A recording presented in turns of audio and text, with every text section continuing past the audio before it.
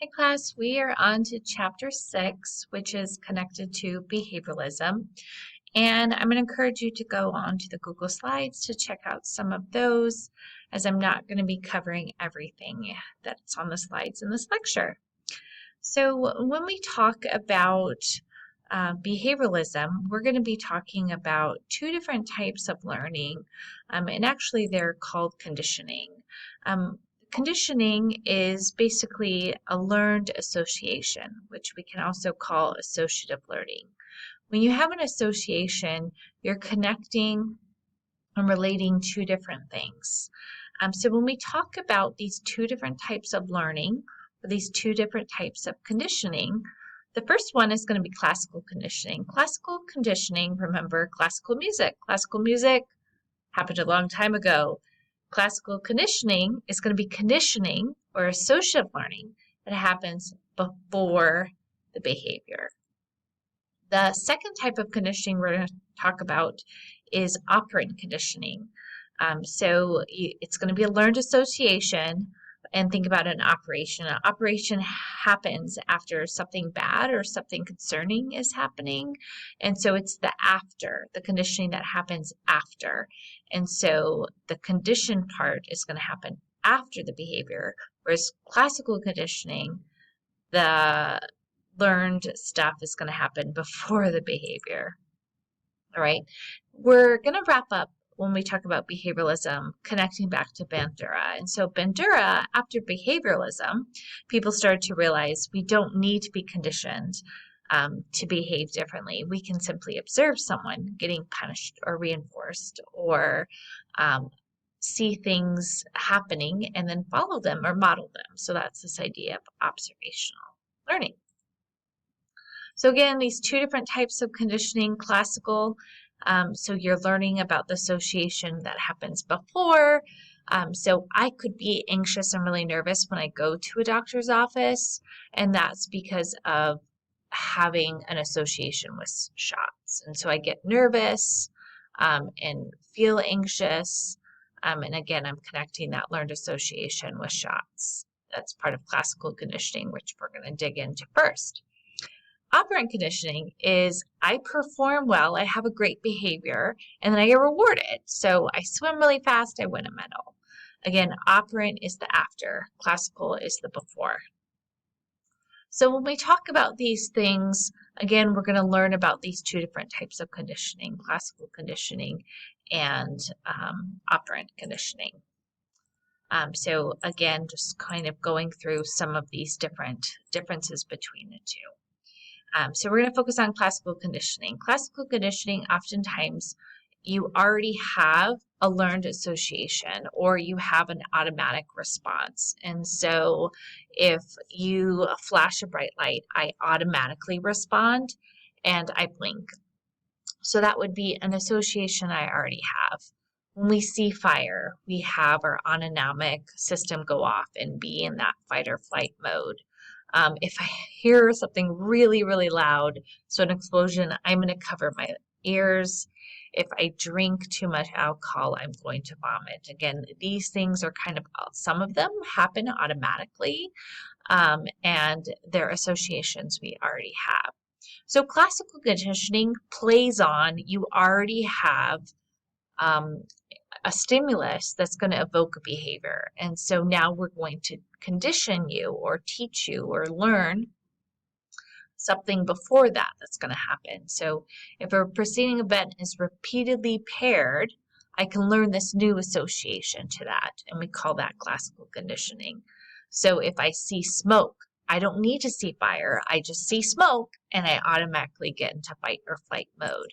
Right? If I see an explosion plunger, a TNT plunger, I can automatically assume it's going to go off and I'm going to cover my ears in anticipation.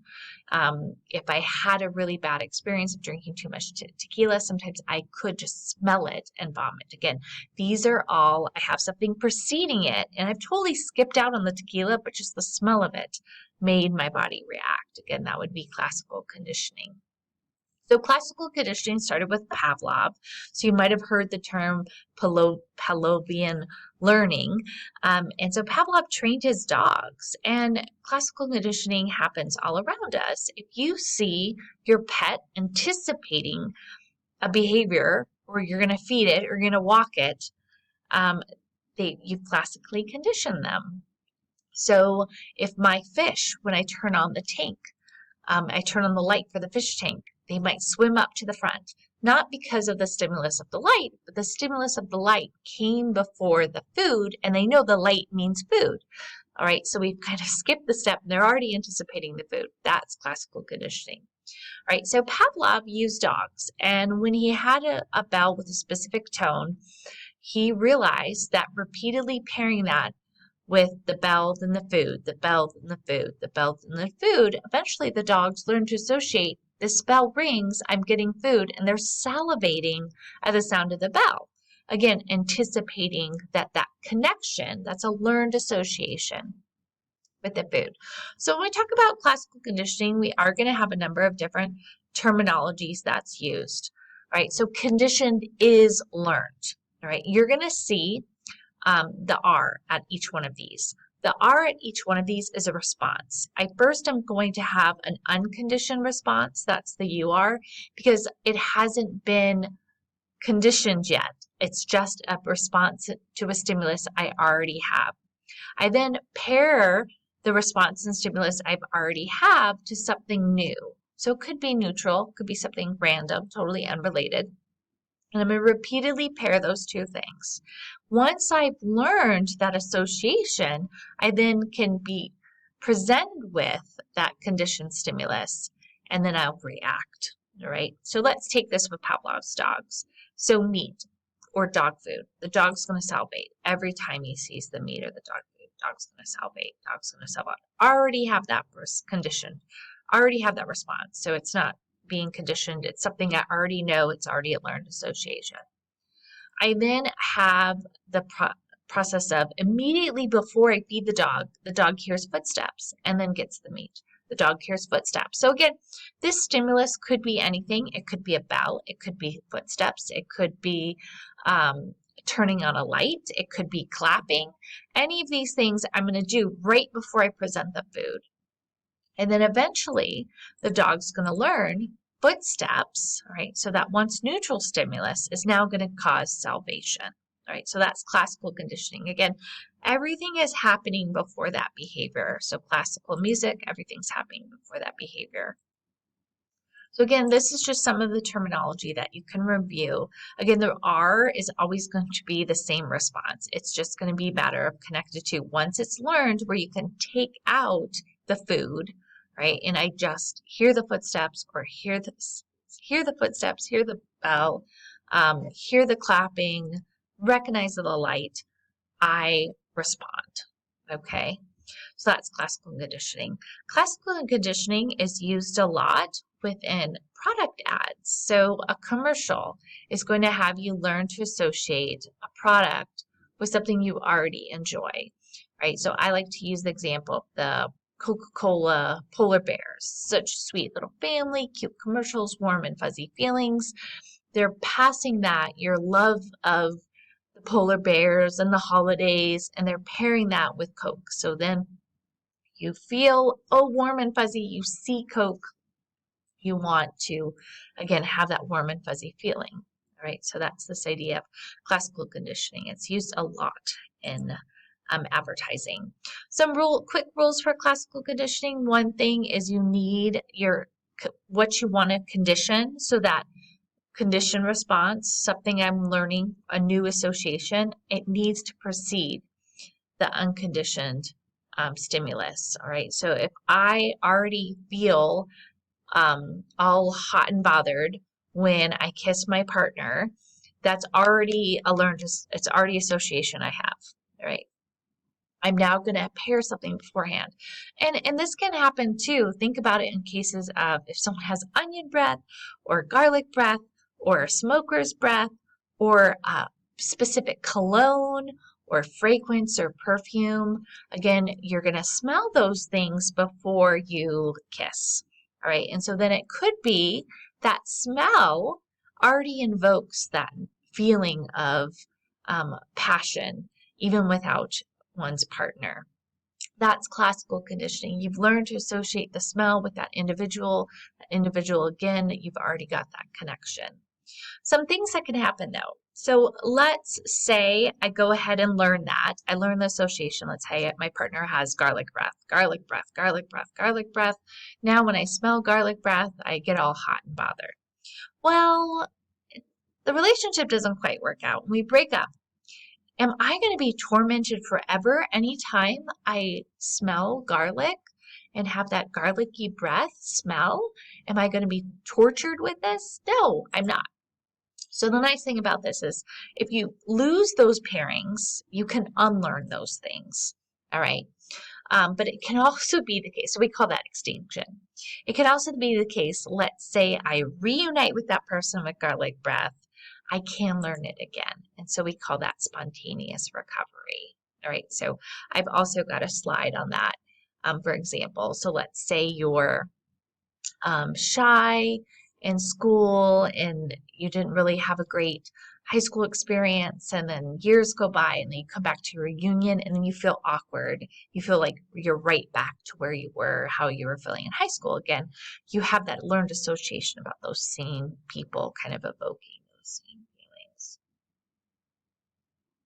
So I've got a couple slides that I skipped through giving examples of generalization and discrimination, but we have some adaptive things that can happen. So just like if we lose that pairing, it can become extinct. It can also be the case where we can learn to generalize situations, and this can be both good and bad. And so it could be a case where fortunately a child gets bitten by a German Shepherd and then she's afraid of all large dogs. So that would be a case of generalization. It could also be the case, though, that she might be able to discriminate. And so again, there's some individual differences, but she might be able to identify, no, it's only German Shepherds. That's the specific type of dog that attacked me, and that's the type of dog that I'm fearful of. So you might have come across classical conditioning with your animals. And so example, after I brush my teeth, I turn off my sink and my dogs immediately run downstairs because they know that it's going to be one last time for them to go outside, get their energy out before we go to bed and rest. You could also have cases where you've eaten something and you totally have a food aversion towards that. And so this is part of classical conditioning as well. And we call this the Garcia effect. So what Garcia had done was he started observing within rats that if they were avoiding water that was in their chamber during the radiation. And so he started better understanding I could pair kind of any stimulus and anything that stimulus that happens that precedes the radiation, the rats immediately associate and avoid. And so he did this with taste. So even water before they had radiation, he tried different sounds, different things that they saw. And so we do have these biological constraints where we are. So Pavlov said you had to do this repeated pairing over and over and over. And Garcia said, no, it can happen once and we want to avoid it.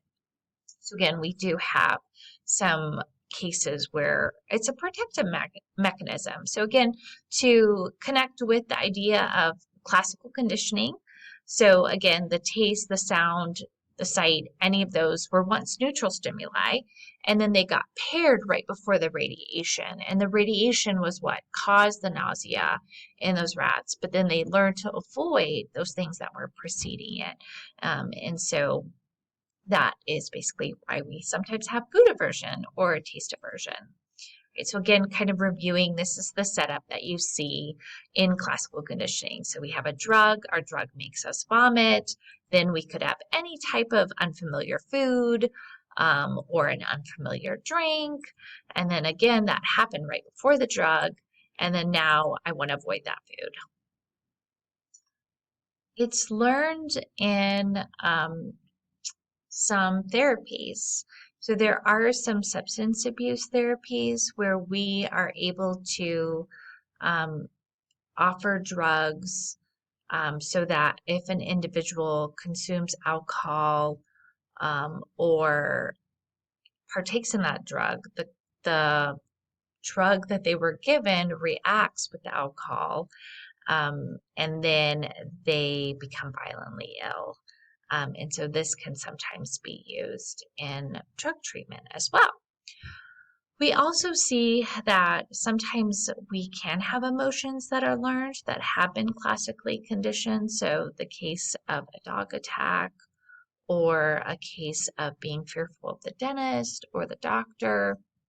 And so this YouTube video kind of reviews a classical study that was done on little Albert, where he was conditioned to fear rabbits. And then he actually had a generalization for rats and other animals. So again, he had a rabbit. It was paired with a loud noise. So a loud noise is very startling to infants. And so then Watson repeatedly paired the rabbit with the loud sound, and then little Albert became fearful of rabbits, and he generalized actually a lot of different things he was fearful of. And so again, it was not the best ethical study, but we do know some emotions in some cases can be conditioned. So again, kind of reviewing that classical conditioning setup, you see the noise is something that's already startling for babies, and then it's paired with a rat or a rabbit, again, immediately before, and then the baby learns to associate the rat or the rabbit or a white furry thing as something to be fearful of, right? So there's Watson in a rabbit mask and little Albert being upset. So again, classical conditioning can be used. It can be used for curing phobias. And so we are able to have new associations to help with that. So that's going to be one thing we can talk about with when we talk about disorders and phobias. It's also been used with bedwetting, and it's been used with the treatment of alcoholism and some other substance abuse disorders as well. So we're now going to kind of move into a new way of thinking about learning, and that's operant conditioning. So operant conditioning is the idea that you're going to have a behavior and then I'm going to reward or punish you, right? So it happens after. Operations happen after. And the two things that I can do is I can reward you. I can say, this is great, do it again, or I can punish you. So I want you to avoid doing that behavior again. And then again, classical conditioning, classical music, it's going to happen before, all the action happens before your behavior with those associations. So now we're moving on to operant conditioning, where we're talking about things that happen after. So again, classical conditioning, classical music happens before operant conditioning, which we can also call instrumental conditioning. You are going to behave, and then I'm going to give you a response. All right, so that stimulus is happening afterwards. I'm going to encourage you to do it again, or I'm going to do something to help you avoid not doing it. Okay, so that's this idea of behavior. There's consequences to our behaviors, this idea of operant conditioning. So if I study, so that's I'm going to study. I'm going to take the exam, and then I'm going to hopefully have done well, and that's going to encourage me to study again. And so this is the idea of Thorndike's law in effect. Operant conditioning is used a lot. It's used a lot in the classroom setting. With marbles or stickers. It could be used at home with potty training. Could be used with your dog for potty training or learning tricks. Again, this idea of you do something, I like it, I'm going to reinforcement, I'm going to give you a reward. I'm going to share some interesting uses of operant conditioning. So there is something called hero rats. And hero rats are basically rats that have been trained to identify landmines in different areas of the world. And so they're able to detect those and keep those individuals safe on different parts of land. And so those rats are trained to sense those things. There's also rats that are trained to identify tuberculosis. So again, they use operant conditioning to work with those rats. And if you're curious about that, I've got the website for the training that goes through with the rats, as well as a YouTube video that kind of explains it. Operant conditioning has been used when it was first studied in rats. So Skinner was one of our first researchers to look at operant conditioning, and so he had something called a Skinner box or an operant chamber, and what that was simply training rats to do different things. If they did a good behavior, they might like press a lever, they might get the food. So then the rat understands, hey, I want to keep pressing this lever because that's where my food comes through. You can also see the metal grid at the bottom. That was the rat does behavior and gets shocked. Then the rat's going to identify, I'm not going to do that again because I didn't like that shocking. Right, so that's this idea of an operant chamber. You can look more at that on my slides. Skinner did try to work with this with kids, and so he did something called an air crib, which was kind of like this box these babies would be in, almost like a mini apartment for babies, but it didn't really catch on. With operant conditioning, again, we do know that we can start molding individuals to take something and have it be more sophisticated. So there's YouTube videos of rats who learn how to play basketball. Well, what that's done is they have broken up the idea of teaching a rat to play basketball down to little steps, and then they did something called shaping or successive approximations, and that is I'm going to hit goal markers, and each time you've gotten that, so first it might be the rat learns to hold the ball. Once it holds the ball, it's reinforced with treats and treats and treats. Once it's got that down, then you're going to have them carry the ball and then put the ball in the hoop. So again, kind of getting them to take those spitty steps to shape them to do something larger. So even with kids with potty training, we might first get them comfortable on the potty and then sitting on the potty and having a bowel movement, or sitting in the potty and urinating, and again, this idea of successful approximations. And then again, this idea of reinforcing is every time you do something that I want to see happen, I'm going to reinforce you. And that could be as simple as telling a kid, good job, great effort. That could be a reinforcement, or it doesn't have to necessarily be candy or stickers or a marble jar or something like that. So again, this idea of shaping, if you had ever watched the film Meet the Fockers and had the cat going to the bathroom, again, that is done. You can buy toolkits to do that. And again, you're taking those small steps. You're going to really reinforce early on. Once they get that, you kind of pull back and incorporate something new and then really reinforce that. When we talk about operant conditioning, basically there's 4 different things that you can do with that. And sometimes students get confused with this. So positive. Think of positive as adding. Positive does not necessarily mean happy or good. So I'll say the example HIV positive or COVID positive. You don't necessarily want that, but that means you've had it, you've added. Or think about positive being adding, like adding in math. And then removing, negatives removing, taking something away. So subtraction is negative. All right, so you've got positive and negative, and then you've got, well, what are you wanting to do? Are you wanting to reinforce what that person just did, or that dog just did, or the child just did, or are you wanting to punish? And punish basically means do not do that anymore. So then there's 2 different ways you can reinforce, and there's 2 different ways that you can punish. Positive reinforce means I'm giving you something, right, to keep you doing that. I'm giving you an M&M. I'm giving you a hug. I'm giving you a smile. I'm giving you a compliment, right? I'm giving you money. All of those are positive reinforcement. Negative reinforcement, I want you to keep doing that. And rather than giving you something and handing you something, I'm going to take away something you don't enjoy. Right? So with my kids, when I first was getting them to try to pick up all their toys, they'd have so much fun with Legos. We're done with Legos. We need to put them away.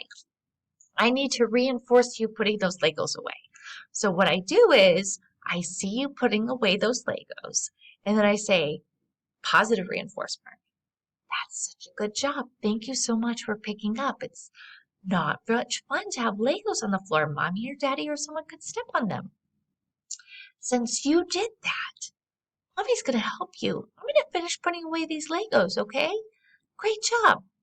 Me now removing my child from putting away those Legos in that moment, I am also negatively reinforcing, all right?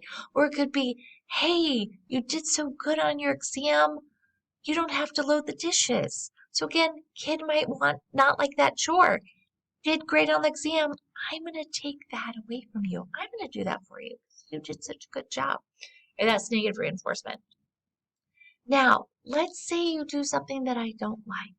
One thing I can do positive punishment. I can give you something you don't want. I can give you a chore. Oh gosh, you didn't meet curfew. You're gonna have to do the dishes for the next week. Right? So I'm giving you something. I'm making you pay a fine. Right? That could be another positive punishment. Right? Negative punishment is like a timeout, right? Or you missed your curfew. I'm taking away your keys for the week. I'm taking away your phone, right? So I'm taking this away from you. That's negative punishment, right? So my next couple of slides give you some examples of those to kind of give you some examples and think of your own as well for different ways. Again, 2 different ways to reinforce. I can add and give you things you want, or I can remove things you didn't like to make it better. Right? And again, with different types of negative reinforcement, again, you are wanting to take something away that they don't really like. So that benefits you or benefits them. So they keep up on that behavior. And again, punishment. There's 2 different types of punishment, the positive and the negative. So you can review those as well. I will say in general, physical punishment isn't great for kids. It leads to a lot of different negative outcomes. And so that slide kind of researches that. I usually do an activity where I have people get in groups and decide what's going on with these. Is it negative reinforcement? Is it punishment? But I'll let you go through these and I'll let you go through some of my examples of reinforcers as well on here for that.